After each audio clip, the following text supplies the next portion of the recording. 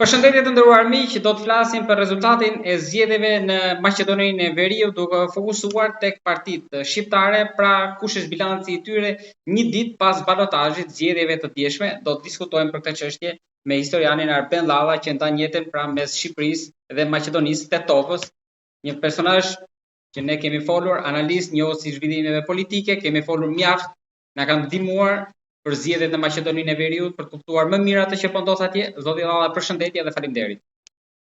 Përshëndetje. Ali Ahmeti ra bashkë me të edhe Kërçova. Ky ishte lajmi që qarkulloi më shumë në mediat shqiptare, por edhe tek ato maqedonase. Çfarë ndodh tani kur kreu i BDI-s e pranoi humbjen dhe deklaroi që do të ketë reflektim, por çfarë do të thotë kjo? Do të kemi diçka në qartë që nuk kanë humbur shqiptarët dhe kanë fituar maqedonasit, po për mua kanë fituar qytetarët, sepse kryetari i komunës së Kërçovës është zgjedhur me 5000 vota të shqiptarëve. Pra, nëse do t'i marrim në anë gjeografike numerike, rreth 40% apo 43% janë maqedonas në Kërçovë dhe mbi 55%, 57% janë shqiptarë. Ku kishin dhe ardhës nga diaspora këtej. Pra, me matematik, me gjithçka shqiptarët janë shumicë. Por, një pjesë e shqiptarëve, domethënë të koalicionit Vleni që janë në qeveri me VMRO të PMN, votuan për kandidatin maqedonas dhe kështu Kërçova, domethënë pas 2009 që e kanë udhëhequr 3 mandate Fatmir Dehari, domethënë i BDI-s, tani e ka marrë VMRO-ja dhe ajo që është më tragjike është që edhe komuna e Bërvenicës, që shqiptarët janë shumicë, me matematike gjitha e fitovi Maqedonën kur atë luhet dava 500 vota, 700 vota, kur rreth 1000 vota shqiptarë kanë votuar për kandidatin. Diaspora nuk arriti që ta mbante, ti mbante të dyja.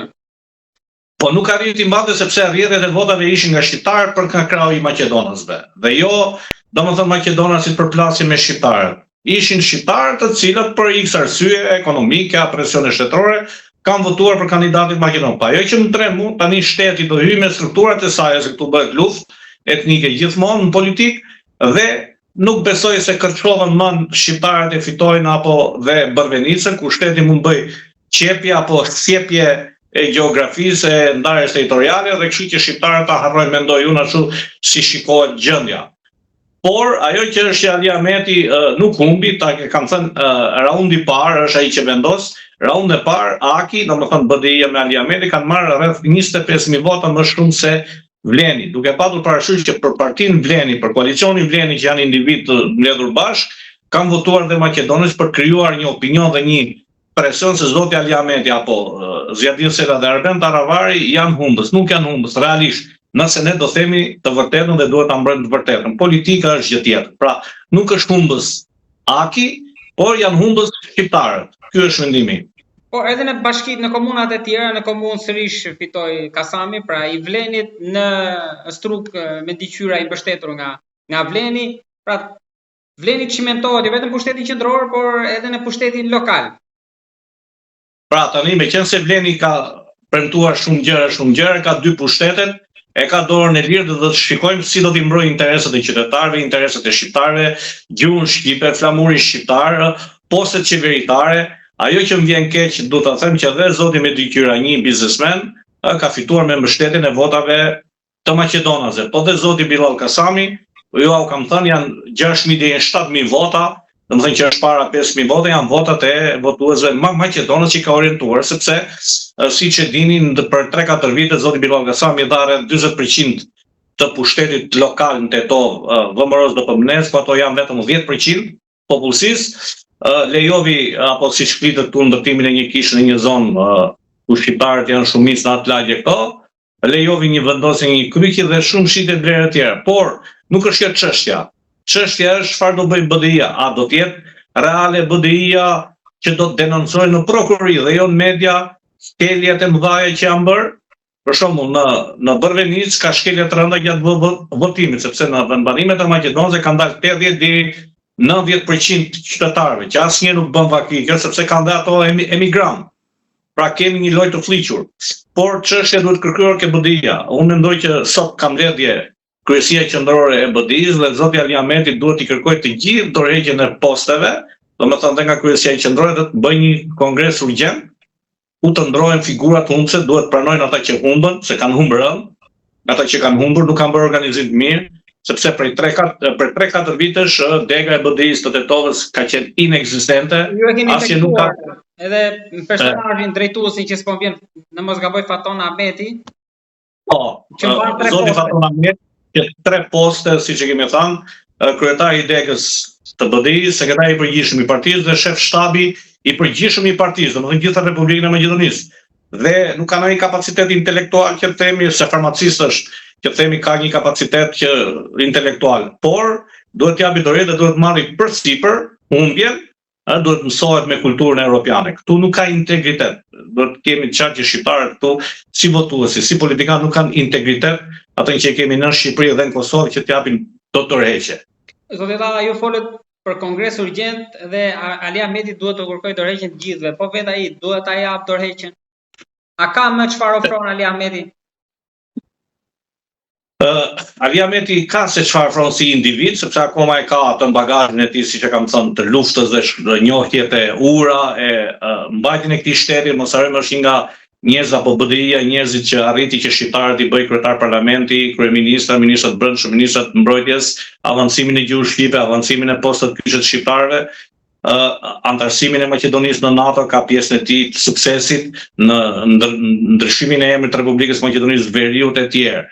Dhe është njëri që ka bagazh dhe mund ta ringrej BDI dhe një herë, por siç e thash, duhet mësojmë të japim dorëheqje, është për ta të keq që ai është shtrahtuar nga brenda partisë, nga kryesia vetë qendrore, nga individ, kanë shitur informacionet, kanë shitur ato te pala kundërshtare shqiptare dhe ndodhi kjo katastrofë.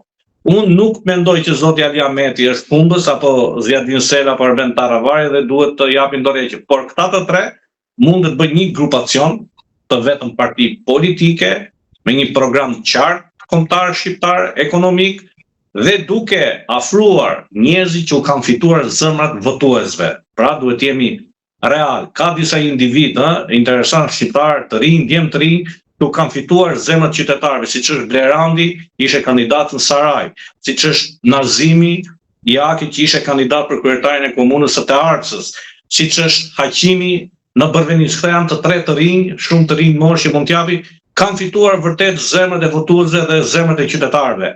Me gjatë fushatës kanë bërë një fushatë europiane me integritet dhe me një kulturë të lartë, të tre këto, edhe pse njëri vjen nga BDI-ja dhe dy të tjerët vinë nga AÇ-ja, nga Taravari dhe nga Sela.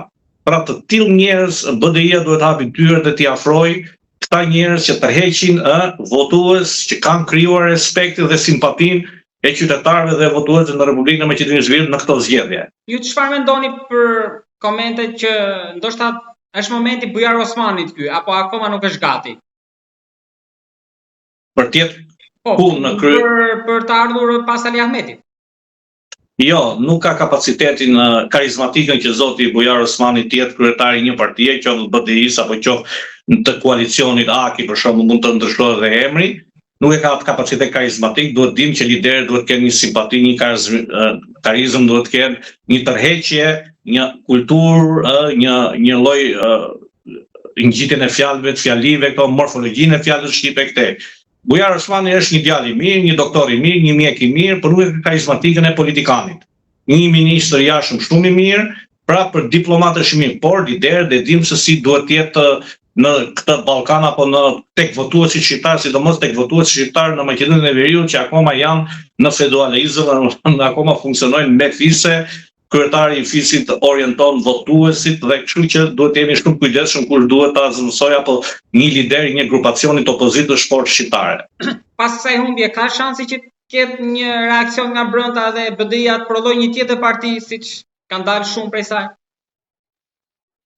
Nuk besoj që nga BDI-ja do dalin apo do rrjedhin nëse ka dorëheqje reale dhe kritik dhe autokritik të atyre që janë humbës vërtet, domethënë shtabi të përgjithshëm të zgjedhjeve të degës së Tetovës, se rënd kanë humbur në degën e Tetovës, një organizim jo i mirë ky, duke mos kritikuar asnjëherë në gjykat apo në prokurori dëmet që ka bërë zoti Bilal Kasami si kryetar komuni, që ka shfrytzuar postën e tij duke krijuar një keq menaxhim, të jemi çka keq menaxhim ka Tetova, e kemi thënë nuk e dim se ç'është viti i ri apo ndrimi viteve në Bashkinë e Tetovës.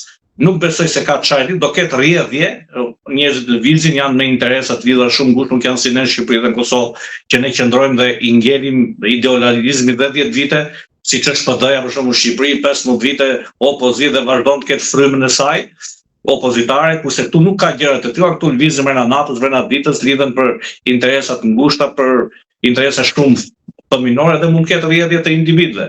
Por Ali Ahmeti, nëse ka dëshirë që të vazhdojë përpara, duhet bëj rifreskimin e partisë, thash, duhet të afroj njerëzit që kanë fituar zemrat e votuesve, përsëris dhe një herë të 3 kandidatëve për kryetar komunë të Sarajit, të Tearcës edhe të Bërvenicës, domethënë natëzimin e Tearcës, Berantin e Sarajit, haqimin e Bërvenicës t'i afroj, duke shikuar tek ata një të ardhme të mirë. Në këtë humbje s'ka përgjegjësi pavarësisht, nuk e ka gjithë përgjegjësinë drejtuesi i koalicionit, por edhe partitë e tjera. Çfarë mendoni që do ndodh me Taravarin, Selën e tjerët? E mirë do të ishte që zoti Zjadin Sela dhe Arben Taravaj të bashkohen bashkë. Ato unë i njoh personalisht të dy që në fillimet e para në 2013-ën, 14 personë ku nisi një iniciativë për partinë e re për të shkëputur nga PDSH-ja dhe ka qenë një dyshë simpatike që e mbështesin njëri tjetrin. Nuk e di pse ato u ndan dhe nuk e di pse hyn një shes, e njoh personalisht dhe akoma kam kontakte dhe lidhje shoqërore. Dhe unë i këshilloj që të dy t'i lejnë natet personale, t'i lejnë ngrindet dhe mund ta mbështesin njëri tjetrin dhe të bashkohen bashkë dhe kanë energji të dy si individ, janë njerëz me kulturë, integritet të dy, kanë atë guximin dhe energjinë se janë dhe më të rinj se zoti Ali Ahmeti që të ecën përpara. Uroj që ato ta gjejnë gjuhën e përbashkët, t'i lejnë natet personale se politika është tek e fundit dhe të bashkohen bashkë, duke bërë dhe një koalicion me zotin Ali Ahmeti, me BDI-n dhe një program shqiptar për këto 10 vitet e fundit çfarë do ndodhi, sepse kemi një rënje të gjuhës shqipe, mosvatimin e gjuhës shqipe, kemi mospunësimin e shqiptarëve duke i marrë maqedonasit këto gjë. Prandaj them që unë uroj që ato dy të bashkohen. Ne kemi diskutuar edhe herë tjetër që në momentin që bie nga pushteti në Maqedoninë e Veriut vështirë është të rikthehesh, aq më tepër tani që sikur e thash edhe më lart vleni e ka çmentuar nga pushteti lokal tek ai qendror. Sa mendoni sa kohë do t'i duhet BDI-s për të rikthyer edhe një herë? Zgjedhjet nuk besoj që do jenë parakohshme, do jenë të rregull mas 2 vite gjys, por 2 vite gjys ikin shumë shpejt. BDI-ja ka kapacitete të tilla, nëse duan dhe një herë them kapacitete që të ecin përpara duke vazhduar këtë koalicion hakin me figura të reja, me rifreskime dhe hundësit t'japin dorëgjë dhe të vazhdojnë mbështetje dhe të jenë antar të partisë, duke lënë natet e njëri tjetrit. Ka mundësi, ka energji sepse mos harrojmë zoti Ali Ahmeti vjen nga ilegaliteti, vjen nga luftat, nga malet, nga monopatet, e di se çështja është ilegal dhe legal dhe akoma besoj që i ka energjinë përveç moshës së tij, ka energji edhe për një 10 vjeçar apo për një 5 vjeçar tjetër për të qëndruar me 2 këmbët në tokë dhe të ecë përpara. Mos harrojmë, duhet të ketë dhe një mbështetje nga Shqipëria dhe Kosova, sepse shqiptarët e Maqedonisë për mua janë jetim, janë thënë bazdore, prandaj dhe maqedonasit tallen, i quajnë qytetar të dorës dytë, i nënçmojnë, i bëjnë presione për çdo gjë të vogël. Prandaj them që Tirana zyrtare duhet mbas kushtetutës saj të nenit nën kushtetutës të mbështesë dhe shqiptarët të ndarë se i bie që Kurti ka fituar në këtë rast betejën. Jo, këtë zoti Albin Kurti e kuptoi gabimin që ishte i mashtruar para një viti gjysmë në zgjedhjet për deputet dhe ndeti shumë anash dhe shumë i qetë. Por Ali Ahmeti tha që dora e tij ka qenë në mos vet ai, njerëzit e tij. Mund të kenë qenë individ aty, po të thirrë për zotin për vetvendosi se janë shumë mirë dhe vetvendosi që në themelimin e saj, po të thirrë që njerëzit vetvendosi janë në Maqedoni dhe kanë pesh, janë zero. Ashtu dhe në Shqipëri. Individ ka që lëvizin që mund thirrë në emrin e Albin Kurtit, ai është kryeministër, nuk mund t'i kontrollojë dhe t'i ndali gojën qytetarëve apo 5 milion shqiptarëve apo 10 milion që thirrë dikush në emrin e atit apo në emrin e këtij. Nuk ka qenë aktiv në këtë fushat zoti Albin Kurti, jam i bindur për këtë se ka pas hallet e veta brenda Republikës Kosovës me zgjedhjen, me krijimin e qeverisë dhe me shumë probleme tjera. Zoti Valla, faleminderit e shpresoj të dëgjojmë sërish me zhvillimet që tashmë kamerat janë fokusuar tek BDI-ja për atë që do të ndodhë. Faleminderit dhe juve, thash dhe një herë, shpresoj që zoti Ali Ahmeti dhe të gjithë të tjerë të kenë guximin të marrin përgjegjësinë mbi vete. Ky është mesazhi, të japin dorëheqje dhe të vazhdojnë përpara dhe për të rifituar edhe një herë votat dhe pikët. Por dhe një herë përsëris, është fitues koalicioni Haki në bazë të votës popullore me 23.000 vota përpara. 23.000 vota është e përkthyer paktën 4 deputet. Zoti Valla, faleminderit shumë. Faleminderit dhe juve. Beni Rofsh, mendoj që shkoi mirë. Mirë, shkoj kur